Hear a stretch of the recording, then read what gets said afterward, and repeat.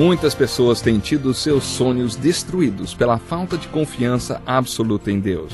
A Bíblia está repleta de exemplos de grandes sonhos cumpridos para a glória de Deus. Encontro com a Palavra é um programa escrito pelo Dr. Dick Woodward e narrado por Pastor Edson Bruno. Ouça e descubra verdades que lhe ajudarão no seu dia a dia. Com você, Pastor Edson Bruno. Olá, seja muito bem-vindo a mais um Encontro com a Palavra. Nós estamos estudando a carta de Paulo aos Romanos. Deus abençoe esse tempo que vamos passar em contato com a Bíblia, estudando-a, você e eu. Vamos enfocar mais uma vez os primeiros 18 versículos do capítulo 8 de Romanos, uma das passagens mais magníficas da Palavra de Deus. Acompanhe conosco a leitura desse texto e medite um pouco sobre ele. Diz assim: portanto, agora já não há condenação para os que estão em Cristo Jesus, porque, por meio de Cristo Jesus, a lei do Espírito de vida me libertou da lei do pecado e da morte. Porque aquilo que a lei fora incapaz de fazer por estar enfraquecida pela carne, Deus o fez enviando seu próprio Filho à semelhança do homem pecador como oferta pelo pecado. E assim condenou o pecado na carne, a fim de que as justas exigências da lei fossem plenamente satisfeitas em nós, que não vivemos segundo a carne, mas segundo o Espírito. Quem vive segundo a carne tem a mente voltada para o que a carne deseja, mas quem vive de acordo com o Espírito tem a mente voltada para o que o Espírito deseja. A mentalidade da carne é morte, mas a mentalidade do Espírito é vida e paz. A mentalidade da carne é inimiga de Deus, porque não se submete à lei de Deus, nem pode fazê-lo. Quem é dominado pela carne não pode agradar a Deus. Entretanto, vocês não estão sob domínio da carne, mas do Espírito, se de fato o Espírito de Deus habita em vocês. E se alguém não tem o Espírito de Cristo, não pertence a Cristo. Mas se Cristo está em vocês, o corpo está morto por causa do pecado, mas o Espírito está vivo por causa da justiça. E se o Espírito daquele que ressuscitou Jesus dentre os mortos habita em vocês, aquele que ressuscitou a Cristo dentre os mortos também dará vida a seus corpos mortais, por meio do seu Espírito que habita em vocês. Portanto, irmãos, estamos em dívida, não para com a carne, para vivermos sujeitos a ela. Pois se vocês viverem de acordo com a carne, morrerão. Mas se pelo Espírito fizerem morrer os atos do corpo, viverão. Porque todos os que são guiados pelo Espírito de Deus são filhos de Deus. Pois vocês não receberam um espírito que os escravize para novamente temerem, mas receberam o Espírito que os adota como filhos, por meio do qual clamamos, Abba, Pai. O próprio Espírito testemunha ao nosso espírito que somos filhos de Deus. Se somos filhos, então somos herdeiros, herdeiros de Deus e co-herdeiros com Cristo, se de fato participamos dos seus sofrimentos, para que também participemos da sua glória. Considero que os nossos sofrimentos atuais não podem ser comparados com a glória que em nós será revelada. Agora, Paulo passa a falar sobre a glória que será revelada em nós. Mas antes de enfocarmos este assunto, vamos resumir o que este texto está falando. Como já disse, este texto mostra o que Deus fez a nosso favor, ou seja, a sinfonia da adequação. Esse texto descreve a adequação da obra de Deus na nossa salvação, redenção e justificação. Esse assunto nos remete ao capítulo 5. Afinal, o que Deus fez de tão adequado assim? Ele mandou o seu próprio Filho na semelhança do homem pecador. Mas Jesus não era pecador. Sua carne não era pecaminosa. Mas ele veio em semelhança de homem pecador. Deus enviou seu Filho como uma oferta pelo pecado, a única oferta aceitável para resolver o nosso problema de pecado. E quando Jesus morreu na cruz, Deus condenou o pecado na carne. O capítulo 5 de Coríntios afirma que quando Jesus morreu na cruz, Deus o fez pecado por nós. Ele que não conhecia pecado para que pudéssemos ser declarados justos por causa dele. É isto que o texto quer dizer quando afirma que ele condenou o pecado na carne.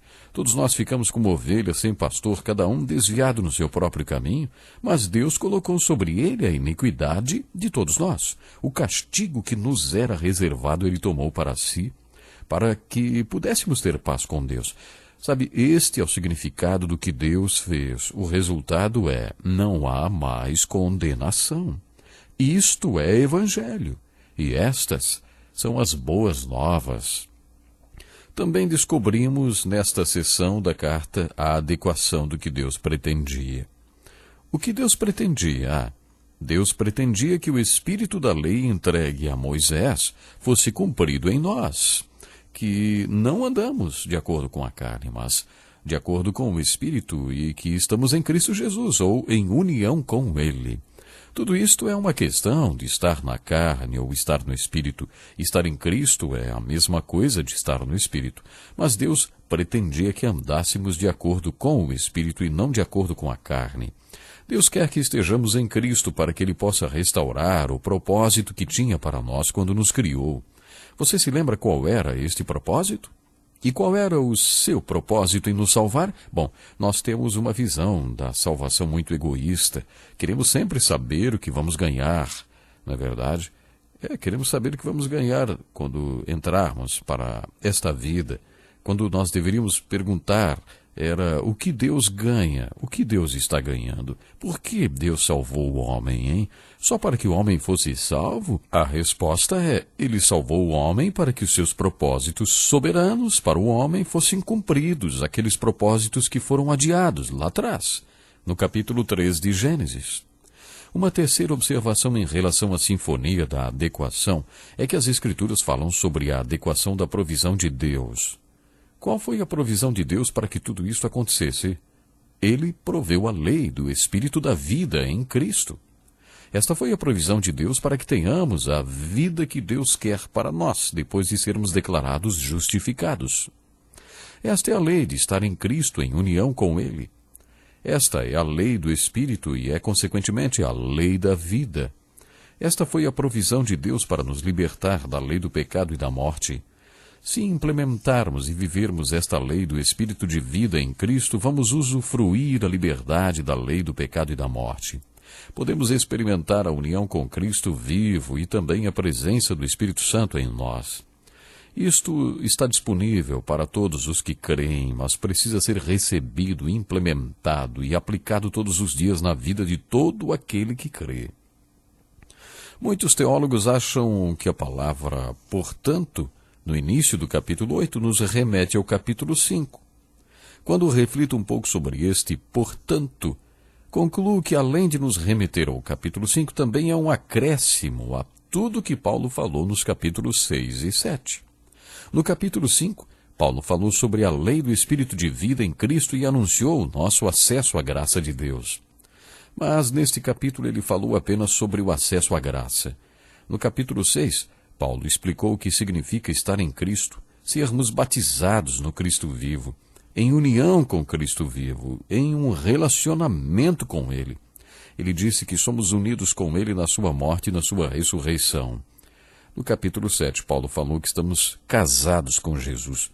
Você se lembra disto? Ele disse que a lei é como um cônjuge que morreu e por isso estamos livres, como uma mulher viúva, para nos casarmos. Nos casarmos outra vez e produzirmos frutos para Deus. Paulo fala sobre a necessidade de nos casarmos com o Cristo vivo ressurreto. Você deve estar lembrado que comentamos o seguinte: não são apenas o padre e a freira que se casam com Cristo, não são apenas os celibatários que se casam com Cristo. Esta deve ser a experiência de todo cristão. Eu particularmente acho que quando Paulo começa o capítulo 8 falando, portanto agora já não há condenação para os que estão em Cristo Jesus, está dando continuidade ao que disse nos capítulos 6 e 7, mesmo que esses capítulos sejam um parêntese dentro da argumentação de Paulo. Já dissemos que Paulo gostava muito de usar parênteses. Outra maneira de dizer isto é afirmar, como ele fez no capítulo 7, se não estivermos em Cristo ou no Espírito, somos homens miseráveis. Por quê? Porque sem a ajuda e o cuidado de Deus, vivemos uma vida miserável. No capítulo 15 da primeira carta aos Coríntios, Paulo diz: se é somente para esta vida que temos esperança em Cristo, somos de todos os homens os mais dignos de compaixão. Eu já ouvi gente dizer que, se não houvesse outra vida depois desta, já valeria a pena ser cristão. Paulo não concordava com isto. para Ele? Se você é um crente e não acredita na vida após a morte, se a sua esperança em Cristo se limita a esta vida, então você é um pobre coitado, um miserável. E aqui no capítulo 7, aliás, no final do capítulo 7, Paulo afirma que se você vive sem a ajuda de Deus, se você não está no Espírito, se você não está em Cristo e Cristo não está em você, se você não tem sua mente voltada para o que é espiritual, então você é um homem miserável. Por isso é absolutamente essencial que ponhamos em prática o que Deus fez e proveu para cada um de nós. Agora no capítulo 8, Paulo continua a falar sobre a mente voltada para o Espírito e a mente voltada para a carne. Podemos intitular o tema que fala sobre a mente voltada para o que é espiritual de a adequação da mente. Paulo afirma que aqueles que têm suas mentes voltadas para o que é espiritual, que vivem de acordo com o Espírito desde que acordam até a noite, esses andam de acordo com o Espírito. E isto é vida e paz. A mente que é voltada para o Espírito se submete às leis de Deus. Você viu só? Olha aí a lei aparecendo outra vez. Nós não jogamos a lei fora, não. A mente que é voltada para o Espírito agrada a Deus. A mente que é voltada para o Espírito permite que a pessoa viva no Espírito e em união com o Espírito. Para falar sobre este assunto, Paulo, ele traz outra vez aquela questão da inadequação da lei da mente voltada para a carne. Ele diz que quando a mente é voltada para a carne, a pessoa vive longe de Deus, sem a ajuda dele, com suas próprias forças e recursos, apenas com a força de vontade, com sua própria ambição. Esta pessoa vive segundo seu querer e conta com a sua autodisciplina, e tudo isso é viver na carne. Quando nos referimos à carne, não estamos falando apenas dos pecados sexuais. Em 2 Coríntios, capítulo 1, Paulo comenta a tribulação pela qual passou quando estava na Ásia. Nesta ocasião, ele foi apedrejado, arrastado para fora da cidade e considerado morto. Ao relembrar esta experiência, ele afirmou: de fato já tínhamos sobre nós a sentença de morte, para que não confiássemos em nós mesmos, mas em Deus que ressuscita os mortos. Alguns teólogos acreditam que ele ressuscitou dos mortos naquela ocasião.